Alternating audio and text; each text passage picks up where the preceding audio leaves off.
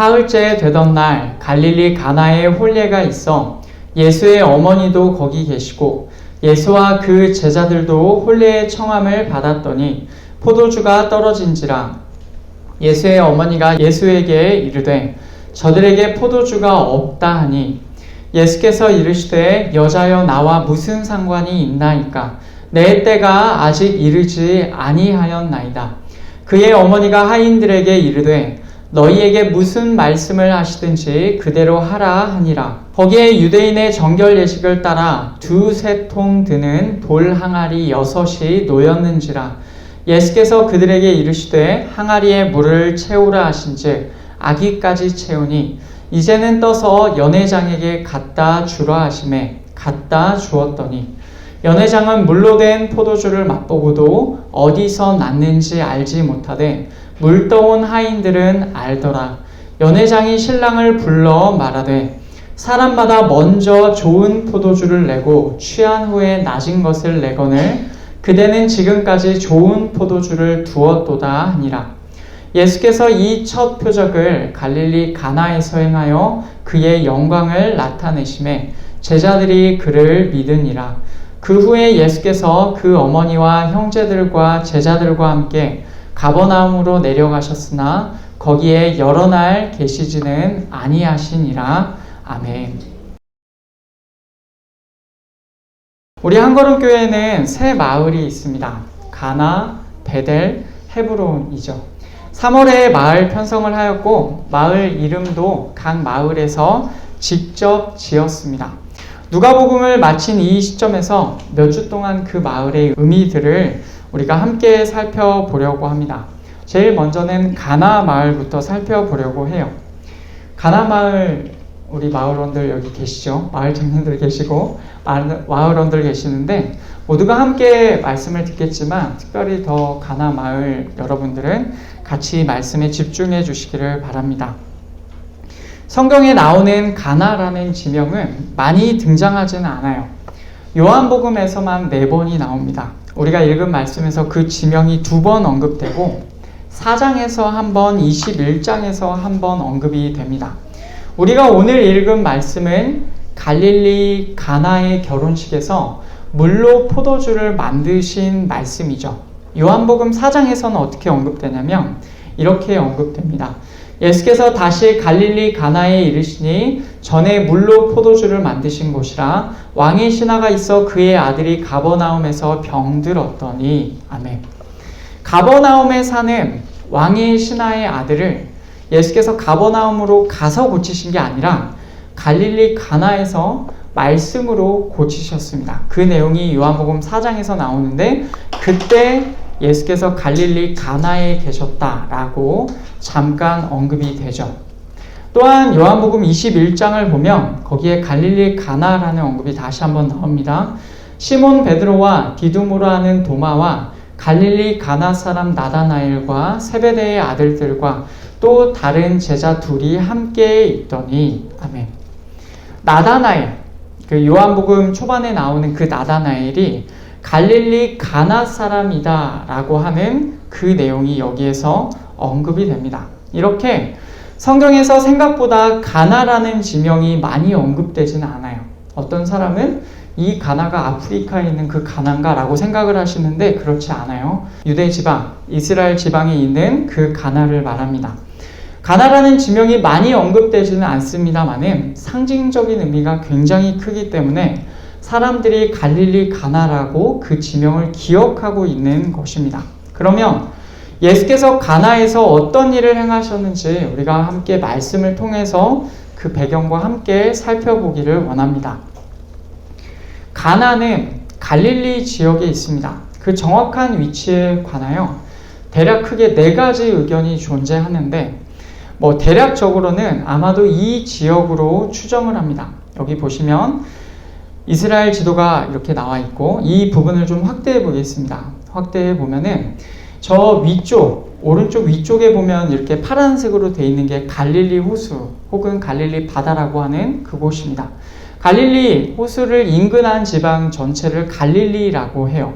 거기에 보시면 빨간색 글씨로 3개가 되어 있는데 맨 밑에는 나사렛이고 그 위에는 아마도 가나라고 추정되는 곳이고, 그리고 그 맨 위에는 가버나움이라고 불리는 곳입니다. 그러니까 이 세 지역이 다 갈릴리 호수를 인근하고 있는 지역이다 라고 하는 것이죠. 나사렛과 가나, 가버나움이 같은 갈릴리 지역 안에 있는 것입니다. 내용은 이렇습니다. 바로 이 마을 갈릴리 가나에서 결혼식이 있었는데 예수님과 어머니와 제자들도 초대되었어요. 그런데 결혼식에서 무엇이 떨어졌습니까?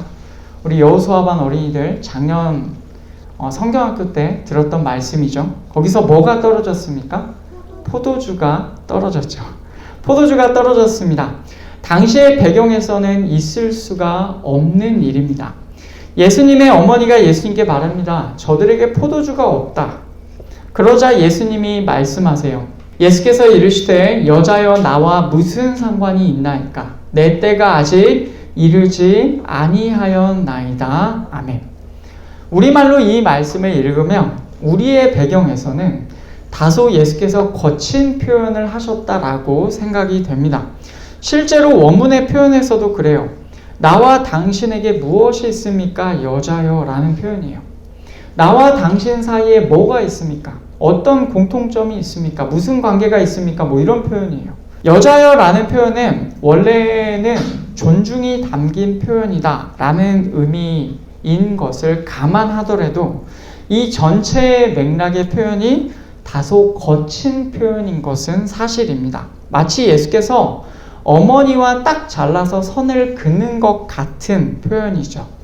다만 예수께서 이렇게 말씀하신 이유가 있었습니다. 그 이유가 무엇이냐면 내 때가 아직 이르지 아니하였나이다 라는 거예요. 예수님의 때, 다시 말하면 예수께서 직접 구원의 역사로 나서게 되는 때를 말합니다. 한 번 더 얘기하자면 십자가의 때가 아직 아니라는 그런 의미입니다. 그 때를 알고 그 때를 중심으로 움직이려고 하시는 예수님은 아직 자신을 공개적으로 드러낼 때가 아니다라고 판단하셨고, 아직 그때가 이르지 않았는데 예수님에게 뭔가를 요구하는 어머니에게 예수께서는 딱 잘라서 선을 그어서 말씀하신 거예요. 그러나 그 다음 절을 보면요, 예수님을 향한 어머니의 기대는 분명하였습니다. 5절 말씀, 그의 어머니가 하인들에게 이르되 너희에게 무슨 말씀을 하시든지 그대로 하라 하니라. 아멘. 너희에게 무슨 말씀을 하시든지 그대로 하라. 마리아는 예수님이 그리스도라는 확신이 있었습니다. 그리고 그분이 행하실 일을 기대하였어요. 그래서 이 상황에서 예수께서 일을 행하실 거다 라는 그런 믿음이 있었고, 그런 예수님을 알았고, 그렇게 분명하게 말을 했던 것입니다. 예수께서는 어머니에게 약간의 거리를 두긴 하셨지만 그럼에도 그 요청에 응하셨어요. 거기에 있는 돌로 된 물 항아리 6에 물로 가득하게 하라고 종들에게 말씀하셨습니다. 그리고는 바로 뭐라고 하십니까? 물을 기르라고 하세요. 그리고는 그 다음에 바로 연회장에게 가지고 가라라고 하십니다. 그럼 종들의 입장에서는, 하인들의 입장에서는 이거 물인데 물을 갖다 주라고요? 지금 포도주가 없는 상황인데 라고 할 수 있는데, 예수님의 어머니가 무엇을 말씀하시든지 그대로 하라라고 하였던 그 말을 그대로 듣습니다. 순종해요. 그렇게 종들이 가지고 간 물은 이미 포도주가 되었고, 그 과정을 종들은 알았지만 연회장은 알지 못했습니다. 포도주를 맛본 연회장은 신랑에게 이렇게 말을 합니다. 10절 말씀, 말하되 사람마다 먼저 좋은 포도주를 내고 취한 후에 낮은 것을 내거늘 그대는 지금까지 좋은 포도주를 두었도다 하니라. 아멘.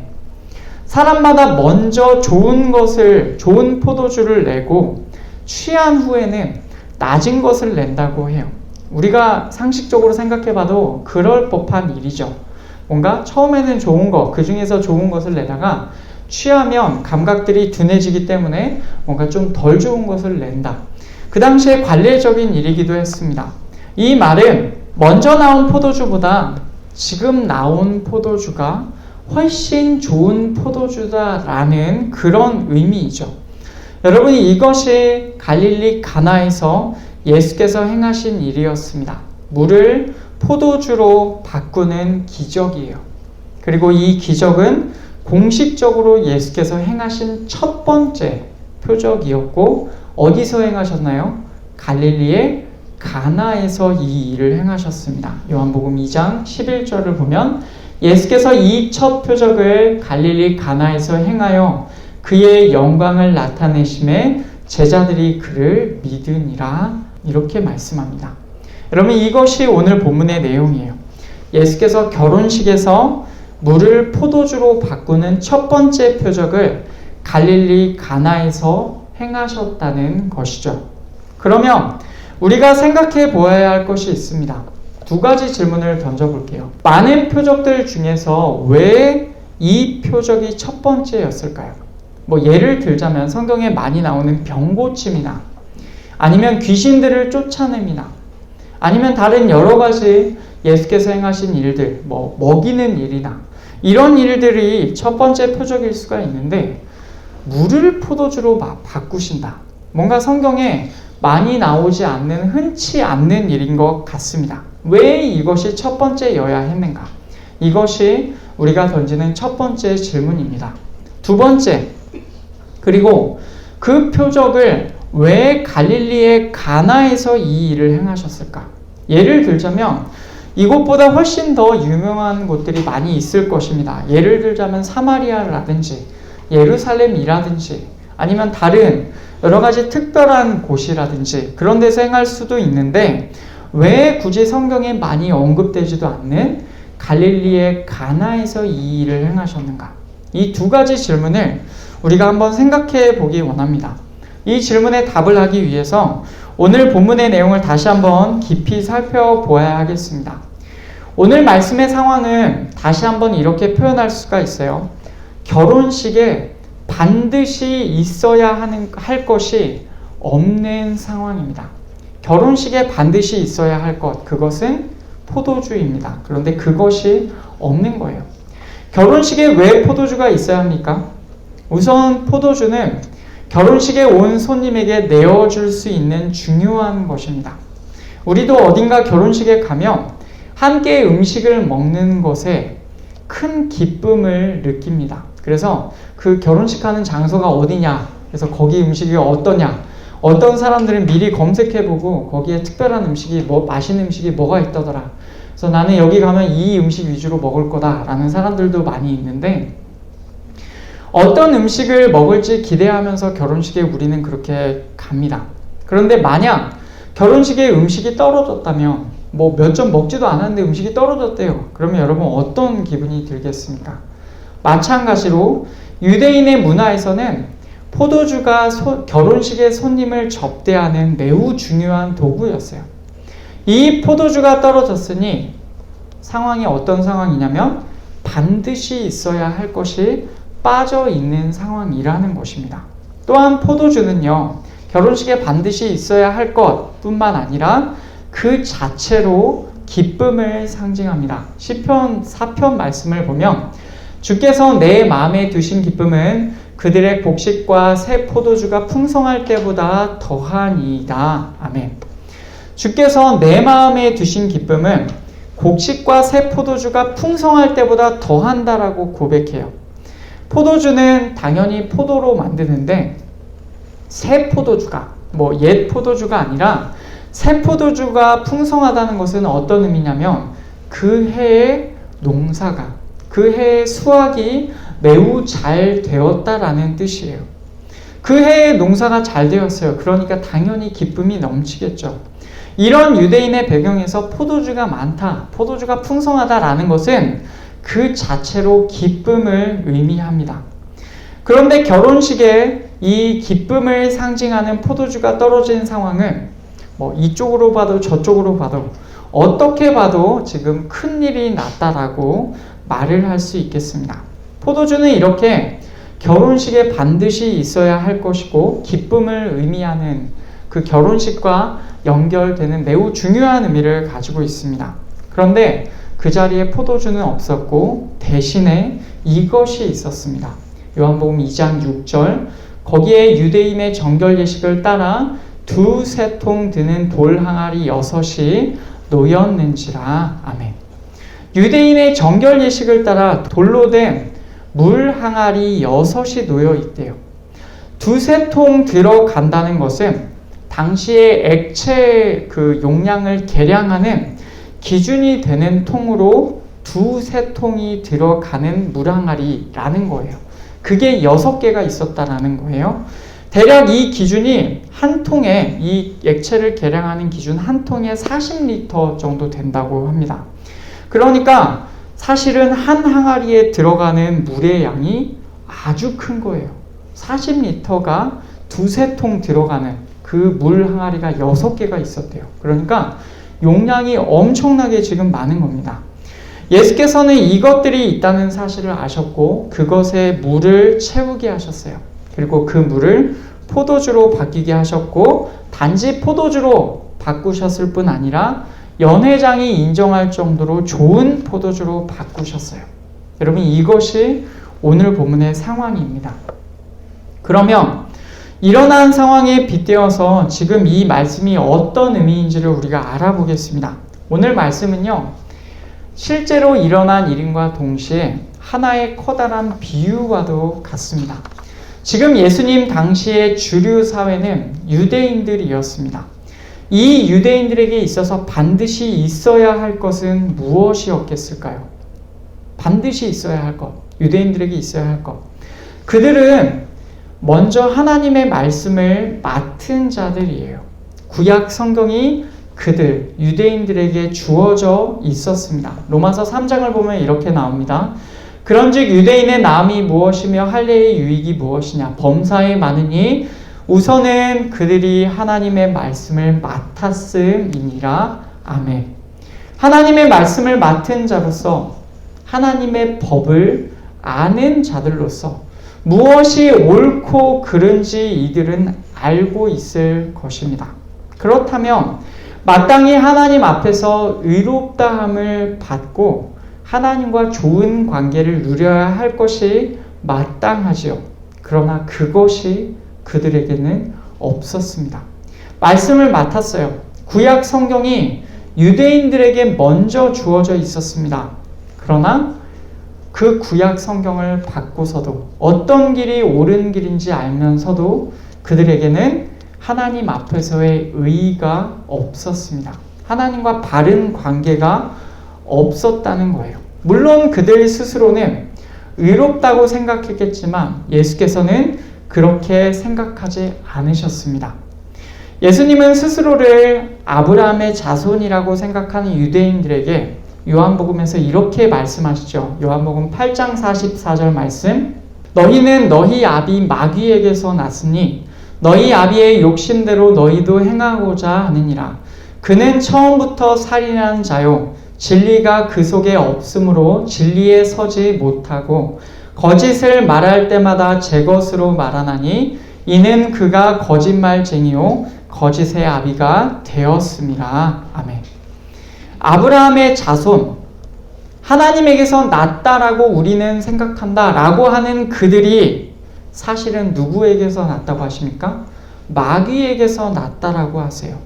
그들 안에는 의가 없고 하나님과의 바른 관계가 없었습니다. 무려 하나님의 말씀 구약 성경을 직접 듣고 받은 자들의 후손임에도 불구하고 그들에게는 하나님과의 바른 관계가 없었다라는 것입니다. 그들 안에 의가 없는 유대인들은 당연히 하나님과 평화를 누리지 못했습니다. 로마서 5장을 보면 이렇게 나옵니다. 그러므로 우리가 믿음으로 의롭다 하심을 받았으니 우리 주 예수 그리스도로 말미암아 하나님과 화평을 누리자. 아멘. 로마서 5장에서 바울 사도가 이렇게 말을 해요. 비로소 예수 그리스도를 믿음, 그 안에서 의롭다 하심을 받은 자들이 하나님과 평화를 누린다라고 합니다. 우리가 지난주 오후 예배 때 들은 것처럼 의와 평화와 기쁨은 같이 갑니다. 이것은 마치 결혼식에 기쁨을 상징하는 포도주가 없는 상황과 같습니다. 말씀을 맡은 유대인들에게 반드시 있어야 할 것이 없는 겁니다. 하나님 앞에서의 의, 하나님 앞에서의 평화, 하나님 앞에서의 기쁨이 이들에게는 없는 것이죠. 이런 상황에서 있어야 할 것은 없는데 오히려 그들에게 남아있는 것은 무엇이었습니까? 요한복음 2장 6절을 보면 거기에 유대인의 정결 예식을 따라 두세 통 드는 돌 항아리 6이 놓였는지라. 아멘. 유대인의 정결 예식을 위한 돌로 된 물 항아리 6만 있었어요. 여러분, 이것도 그냥 우리가 보면 그런가 보다 하겠지만 이 전체를 하나의 커다란 비유라고 볼 때 여기에도 의미가 있는 것입니다. 결혼식에 반드시 있어야 할 포도주가 없는 그들에게 오히려 남아 있었던 것은 무엇이냐면 정결 예식을 위한 물 항아리였어요. 말씀을 맡았음에도 하나님 앞에서 의가 없는 그들에게 남아있는 것은 무엇입니까? 율법의 행위, 율법의 의식만, 껍데기만 남아있는 거예요. 오늘 말씀을 이렇게 읽으면 이 상황이 하나의 커다란 비유라는 것을 분명히 알 수가 있습니다. 그때 예수께서 행하신 일이 무엇입니까? 그 정결 예식을 위한 물 항아리, 뭔가 다른 것을 가져오고 그것으로 뭔가 역사를 하신 게 아닙니다. 이미 그들에게 있는 물 항아리에 물을 채워서 가져다 주게 하신 거예요. 그 사이에 물은 포도주로 바뀌었고 마침내 그 자리에 반드시 있어야 할 그것이 이제는 그 자리에 있게 되었습니다. 그런데 그 포도주는 심지어 연회장이 아주 칭찬할 정도로 좋은 포도주였다는 거예요. 마찬가지로 예수께서는 이제 유대인들에게 일을 시작하실 것입니다. 그들에게 지금 있는 것들을 바꾸셔서 마땅히 있어야 할 것들로 예수께서 바꾸실 것입니다. 그들이 맡은 말씀을 율법의 행위와 의식만 남아버린 생명 없고 기쁨 없는 껍데기를 바꾸실 겁니다. 원래 마땅히 그렇게 해석되어야 할 구약 성경을 제대로 해석해 주실 것이고 그 구약 성경에서 가리키는 그리스도이신 당신을 분명하게 드러내실 것입니다. 그래서 이제는 예수 그리스도를 만난 자들에게 마땅히 있어야 할 것을 있게 하실 일을 이제는 예수께서 행해 주실 것입니다. 여러분, 그것이 무엇입니까? 마땅히 있어야 할 그것, 그들을 정죄하여 죄를 드러나게 하는 율법을 당신 안에서 완성하셔서 이제 새 언약을 주신다는 그것입니다. 누가복음 22장 20절을 보면은 저녁 먹은 후에 잔도 그와 같이 하여 이르시되 이 잔은 내 피로 세우는 새 언약이니 곧 너희를 위하여 붓는 것이라. 아멘. 예수께서 포도주 잔을 드시고 그 잔을 가리켜서 이 잔은 내 피로 세우는 새 언약이다 라고 하셨습니다. 포도주가 묘사되는 바가 무엇이냐면 결국에는 예수님의 피라는 것이죠. 예수님의 피로 새 언약이 체결되었습니다. 정결 예식에 물 항아리 안에 담긴 물이 포도주로 바뀌었죠. 옛 언약의 율법이 포도주로 묘사되는 예수께서 흘리신 피로 인하여 새 언약으로 바뀌게 되었습니다. 그 새 언약 안에 있으면 어떻게 됩니까? 유대인들 그리고 그 더 너머에 누구든지 예수 그리스도 안에 거하는 모든 자들에게 마땅히 있어야 할 것이 비로소 있게 되는 거예요. 의와 평화와 기쁨이 있는 것입니다.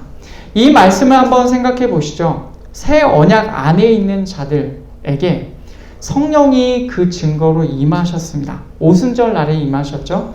그 오순절 날에 광경을 지켜보던 사람들이 이렇게 말을 합니다. 사도행전 2장 13절 또 어떤 이들은 조롱하여 이르되 그들이 새 술에 취하였다 하더라. 아멘. 이 사람들이 볼 때는 지금 성령 받은 사람들이 하는 일이 술 취한 것 같은 겁니다. 그래서 조롱하는 투로 말을 한 거예요.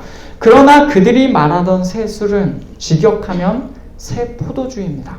새 포도주에 취하였다는 겁니다. 그들은 그들 자신들이 알지 못하는 사이에 성령을 받은 자들을 가리켜서 이들이 지금 새 포도주로 채워졌다라고 말을 한 것입니다.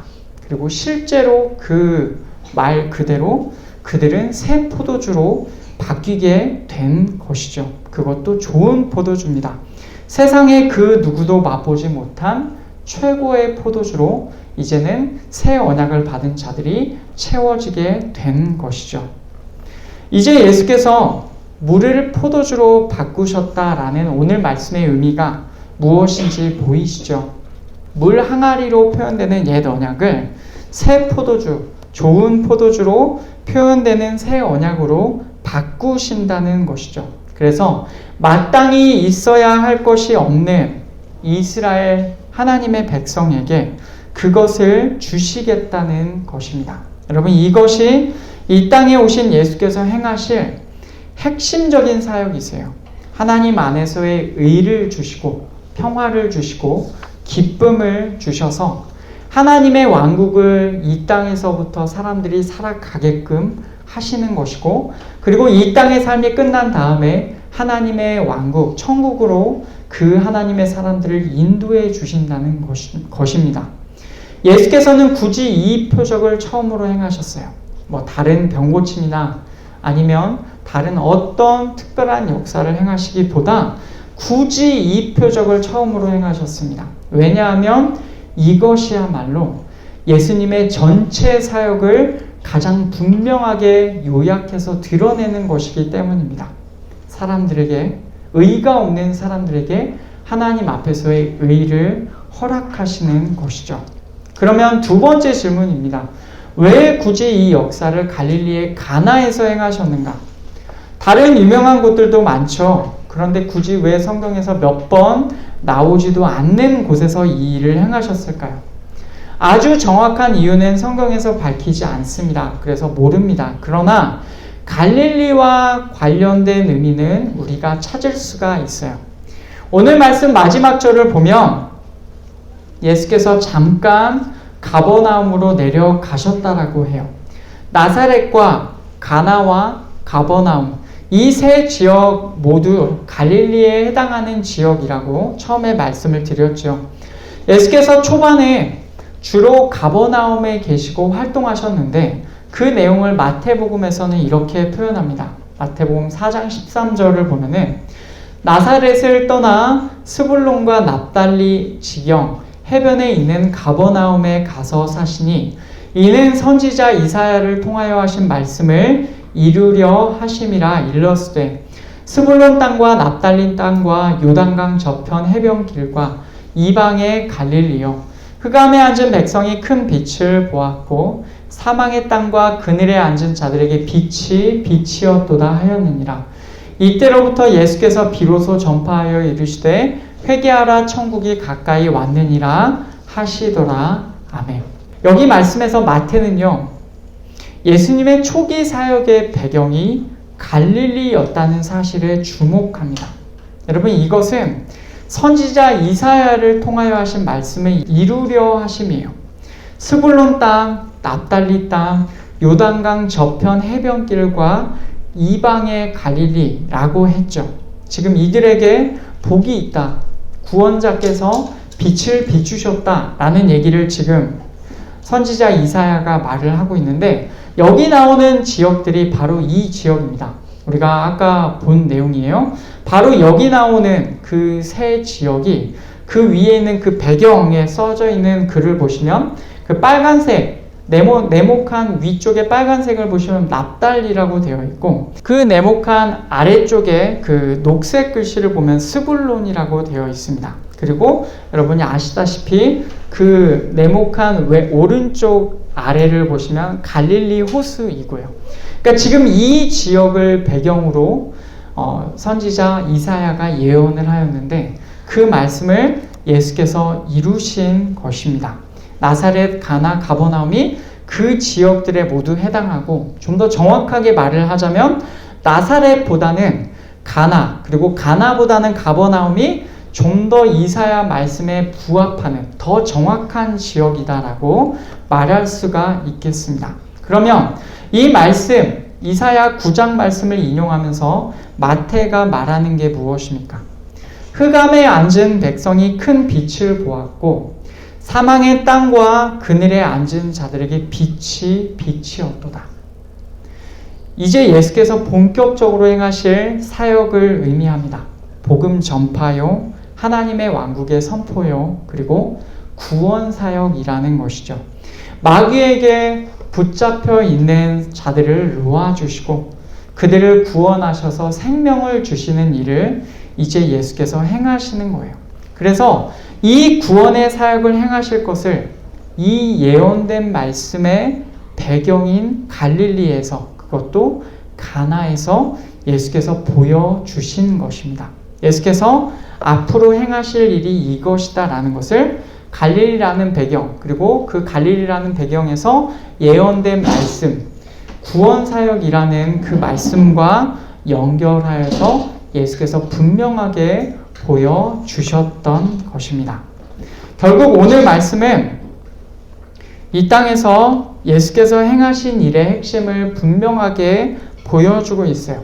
첫 번째, 물을 포도주로 바꾸신 예수께서는 이 땅에서 사람들에게 마땅히 있어야 할 것을 주십니다. 그것은 하나님 앞에서의 의와 평화와 기쁨입니다. 친히 옛 언약을 완성하시고 당신의 피로 새 언약을 세우셔서 하나님의 백성에게 의를 예수께서는 주십니다. 둘째, 갈릴리 가나에서 첫 표적을 행하신 예수께서는 흑암에 앉은 사망의 땅과 그늘에 앉은 하나님의 백성에게 빛을 비추시는, 그래서 어두움을 밝히시는 일을 행하십니다.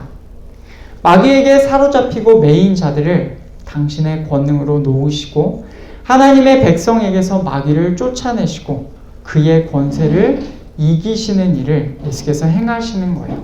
사로잡힌 자들을 구원하시는 역사다라는 거죠.